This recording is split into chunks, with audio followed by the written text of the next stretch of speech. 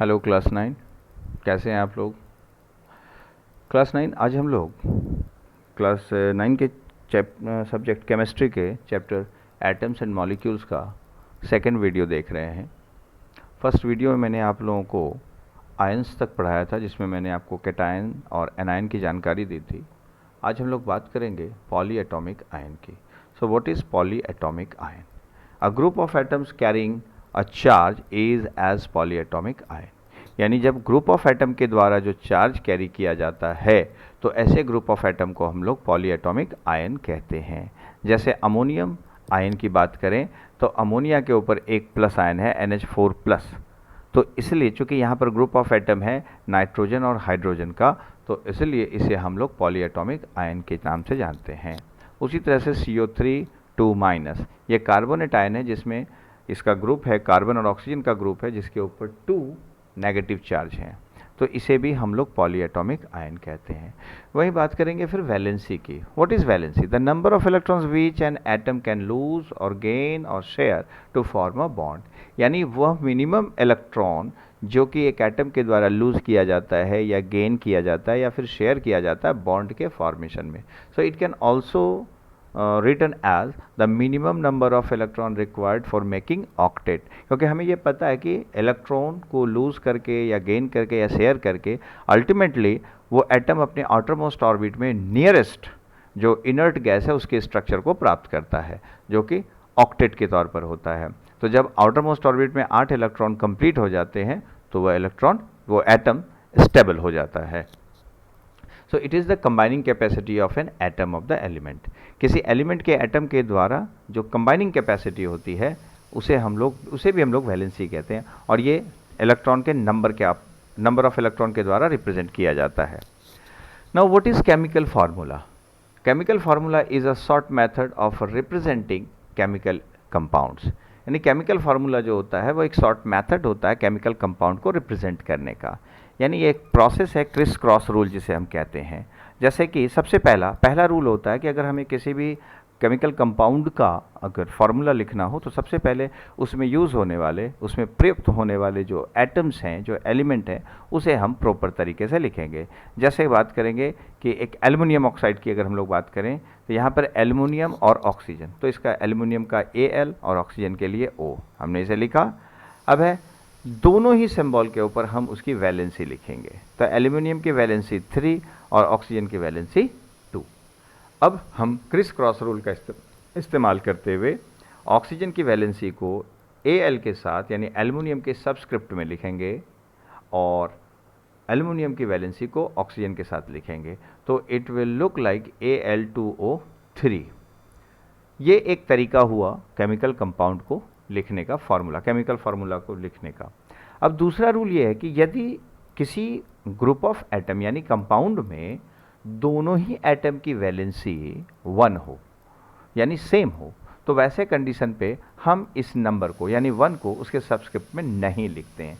जैसे sodium chloride की बात करें तो सोडियम की वैलेंसी 1 और क्लोरीन की भी वैलेंसी 1, तो इसे हम Na1 और Cl1 नहीं लिख सकते हैं, इसे सिंपली लिखा जाएगा NaCl। वहीं अगर दोनों ही एटम की वैलेंसी 2 हो जाए तो भी इसे हम सबस्क्रिप्ट में नहीं लिखेंगे, बल्कि इसे सिंपली लिखा जाएगा। जैसे कैल्शियम ऑक्साइड एग्जाम्पल के तौर पर, तो कैल्शियम की वैलेंसी 2, ऑक्सीजन की वैलेंसी 2, तो बजाय इसे Ca2O2 लिखने के इसे लिखा जाएगा CaO। और फोर्थ रूल है कि यदि मान लें कि when there are multiple numbers of individual polyatomic ions में इंडिविजुअल नंबर्स है, तो उसमें हम जो सबस्क्रिप्ट में लिखेंगे उसके वैलेंसी को ब्रैकेट के बाहर में डाल के लिखेंगे। जैसे अमोनियम सल्फेट में आप देख सकते हैं अमोनिया की वैलेंसी 1 है और वहीं सल्फेट की वैलेंसी 2 है, तो इसे जब हम अमोनिया के सबस्क्रिप्ट में सल्फेट का जो वैलेंसी है 2 उसे ब्रैकेट में लिखेंगे, यानी NH4 ब्रैकेट के बाहर 2 लिखेंगे। और चूँकि यहाँ पर अमोनिया यानी NH4 1+ था, तो 1 हम ब्रैकेट के बाहर लिख करके भी कुछ नहीं होगा, इसलिए सिंपली इसे SO4 लिखा जाएगा। So rules, all subscripts must be reduce to lowest term. अब याद रखेंगे कि सारे के सारे जो सबस्क्रिप्ट्स हैं उसे हमेशा रिड्यूस्ड फॉर्म में लिखा जाएगा। Except for molecular. एग्जाम्पल के तौर पर आप यहाँ पर देख सकते हैं, आपके पास टेबल में दिया गया जैसे कैटायन, एनायन, फार्मूला और नेम। अब जैसे Al3+ और इसका कैटायन है और एनायन में SO4 तो इसका फार्मूला हो जाता है Al2, यानी SO4 का जो 2 है वो Al के सबस्क्रिप्ट में चला जाएगा एंड Al3 जो था वो SO4 के बाहर आएगा, यहाँ पर ब्रैकेट के बाहर। So Al2 SO4 whole 2, this is ammonium sulphate. Like this, इसमें आपको और भी बहुत सारे एग्जाम्पल्स दिए गए हैं, आप इसको अच्छी तरीके से देखें और समझें। Now our next topic is mole concept. What is mole? The mole is the amount of substance that contains as many elementary entities as there are atom in extremely 12 gram of carbon 12 atom। यानी कि इसको अगर हम देखें तो जो मोल होता है ये अमाउंट ऑफ सब्सटेंस होता है जिसमें जो एलिमेंट्री एंटिटीज होते हैं किसी भी एटम के, यानी वो कंप्राइज किया जाता है 12 ग्राम ऑफ C12 एटम। तो कार्बन 12 एटम के 12 ग्राम एटम से इसको कंप्राइज किया जाता है। The Avogadro constant is named after the early 19th century in Italian scientist Amedeo Avogadro. इसे हम लोग एवोगाड्रो नंबर के तौर पर भी जानते हैं। जैसे 1 मोल बराबर होता है 6.022 इंटू 10⁻23 पार्टिकल्स। ये अब पार्टिकल्स को हम लोग आयंस के रूप में कह सकते हैं, मॉलिक्यूल्स के रूप में कह सकते हैं, या फिर एटम के रूप में कह सकते हैं। जैसे आप यहाँ पर देख सकते हैं सब्सटेंस जैसे एलिमेंट, कंपाउंड। तो पार्टिकल्स क्या क्या हो सकता है? एटम हो सकता है, मॉलिक्यूल हो सकता है। उसी तरीके से आप यहाँ देखें एक एलिमेंट है जैसे सोडियम। तो सोडियम के लिए यहाँ पर जो यूज़ किया गया इसका सिंबल Na, तो 1 मोल इसका क्या हो जाएगा? 23U या फिर 23 ग्राम या फिर 6.022 इंटू 10⁻23 एटम्स ऑफ सोडियम। अगर हम कंपाउंड के तौर पर इसके एग्जाम्पल को देखें, जैसे वाटर के तौर पर लिया गया है, उसे एग्जाम्पल लिया गया है। वाटर एक कंपाउंड है जिसका फार्मूला होता है H2O। तो इसके 1 मोल की अगर हम बात करें तो ये हो जाता है 18U। 18U कैसे होता है इसको ज़रा सा समझ लें। तो हाइड्रोजन का एटॉमिक मास 1, तो 1 इंटू 2 2, प्लस ऑक्सीजन का एटॉमिक मास 16, तो 16 + 2 18, तो ये 18U हो गया। अगर इसे ग्राम में रिप्रेजेंट करें तो 18 ग्राम हो जाएगा। वहीं जब इसे मॉलिक्यूल्स के रूप में रिप्रेजेंट करेंगे तो ये हो जाएगा 6.022 इंटू 10⁻23 मॉलिक्यूल्स ऑफ वाटर। तो इस तरीके से आपने देखा मोल का जो कॉन्सेप्ट था वो। अब है हमारे अगले टेबल में, आप यहाँ पर इस चीज़ को देख सकते हैं। यहाँ पर आपको दिया गया है सीरियल नंबर, सिंबल यानी फार्मूला ऑफ एटम और मॉलिक्यूल, फिर उसका एटॉमिक मास या मॉलिकुलर मास, फिर उसका मोल में उसका 1 मोल इन ग्राम, फिर एवोगाड्रो नंबर और फिर मोलर मास। ये सारी चीज़ें दी गई हैं। जैसे एग्जांपल यहाँ पर 3 नंबर आप देखेंगे HCl। HCl का जो मॉलिकुलर मास होगा वो हो जाता 36.5U। वहीं इसका ग्राम में अगर हम रिप्रेजेंट करेंगे तो 36.5 ग्राम हो जाएगा। और एवोगाड्रो नंबर के तौर पर जब इसको रिप्रेजेंट करेंगे तो ये हो जाता है 6.022 इंटू 10⁻23 मॉलिक्यूल्स। और मोलर मास का रिप्रेजेंटेशन होगा 36.5 ग्राम पर मोल। अब हमारा नेक्स्ट है ग्राम molecular mass. Gram molecular mass is the mass in grams, यानी ग्राम मॉलिकुलर मास जो है वो मास को रिप्रेजेंट करते हैं ग्राम में of 1 mole of a molecular substance, यानी किसी मॉलिकुलर सब्सटेंस का 1 मोल को ग्राम में रिप्रेजेंट करना। जैसे the molecular mass of N2, nitrogen की बात करें तो इसका हो जाता है कितना? क्योंकि एक नाइट्रोजन का एटॉमिक मास होता है 14, तो यहाँ नाइट्रोजन के 2 एटम है तो 14 इंटू 2 यानी 28। So the gram molecular mass of N2 is 28 ग्राम।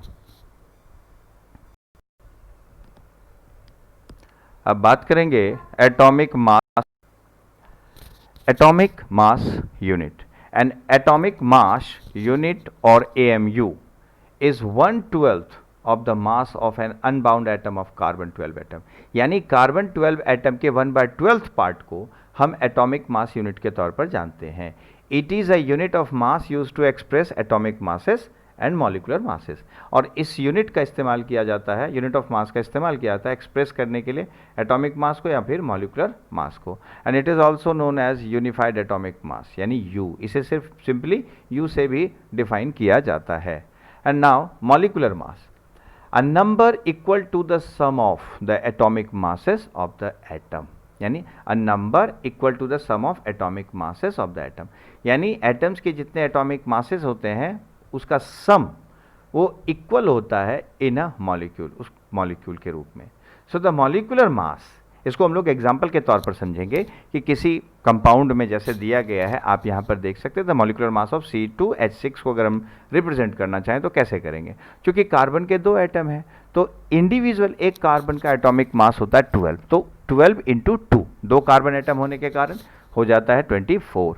वहीं हाइड्रोजन के 6 एटम हैं तो हाइड्रोजन के एक एटम का एटॉमिक मास जो होता है वो होता है 1, तो 6 इंटू 1, तो जब हम इसको जोड़ देंगे तो 12 इंटू 2 24 प्लस 6 इंटू 1 यानी 6, तो जोड़ने पर ये आ जाता है 30। यानी अगर हम इसको बात करेंगे इसका molecular mass of C2H6 that will be 30।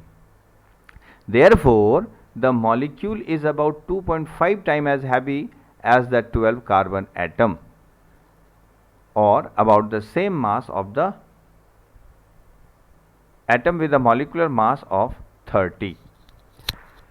यानी यहाँ पर इसे आप उसी को जैसे कार्बन एटम के साथ अगर हम लोग इसकी बात करेंगे, यहाँ पर नाइट्रोजन एटम की बात हो रही है, नाइट्रोजन एटम यानी NO देख लेंगे NO एटम का, तो नाइट्रोजन का कितना हो जाता है 14 और वहीं ऑक्सीजन का कितना हो जाता है 16, तो दोनों को जोड़ेंगे तो ये भी कितना हो जाएगा 30।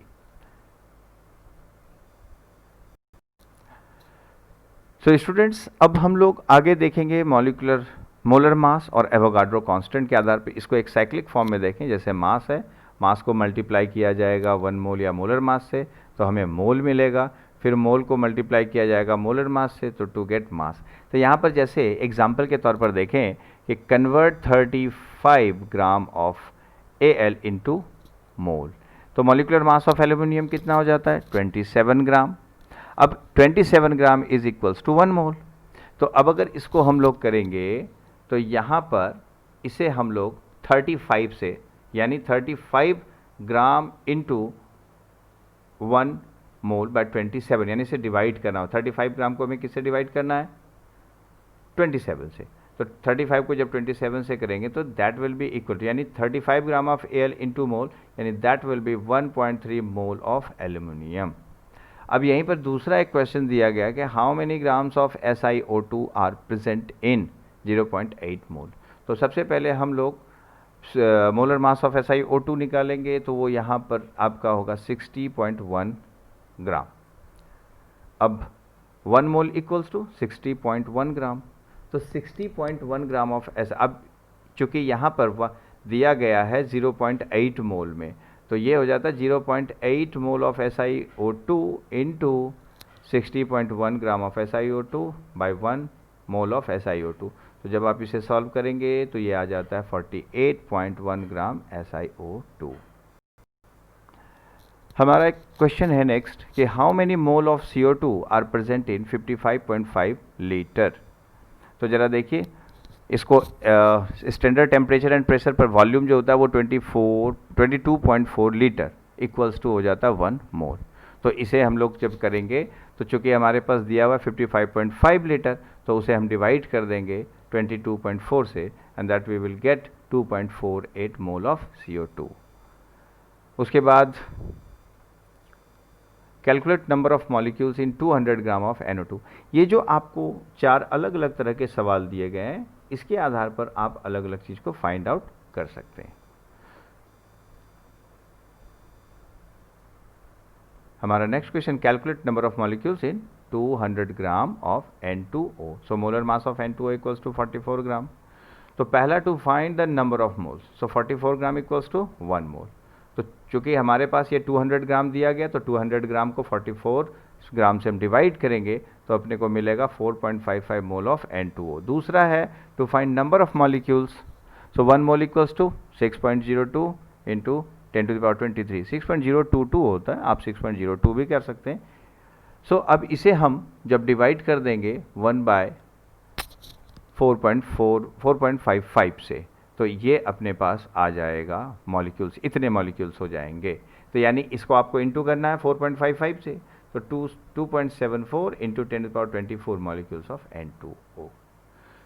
So students, it was all about this chapter. इसके बाद